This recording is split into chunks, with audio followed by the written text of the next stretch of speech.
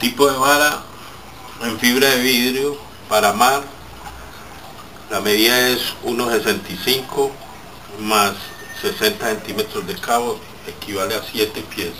La resistencia son 130 libras y guías de roles.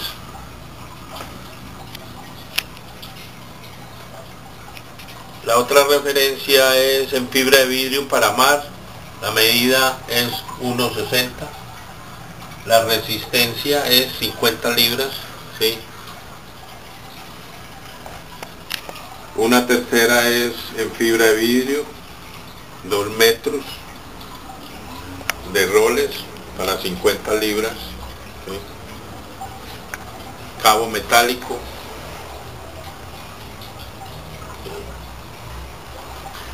La otra es para spinning, ¿sí? En carbono, 3,75.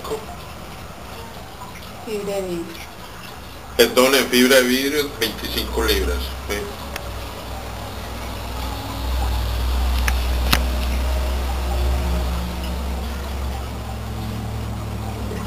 $3,75 otra vara para spinning, lanzamiento largo, para 25 libras, lagos, represas. ¿Sí? 2 piezas.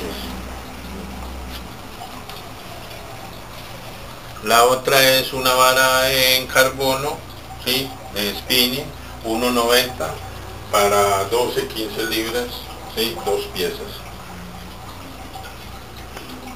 Continuamos con una vara en carbono, spinning de 1,80 para 8, 10 libras, ¿sí?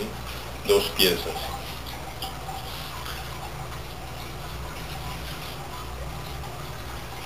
Una de spinning en fibra de vidrio toda, de 2 piezas, de 1,65, especial para truchas, 5 libras. Otra en fibra de vidrio, de spinning, ¿sí? De 1,40, lanzamiento largo, 15 libras. Y una en 3 cuerpos de spinning en carbono, 1,90 para 12 libras, guías loseadas.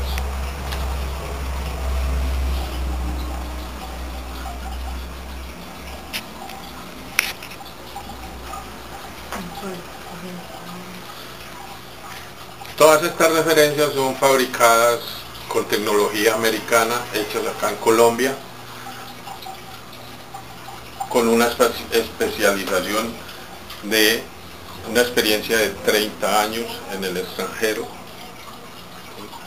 y hechas a mano, handcrafted,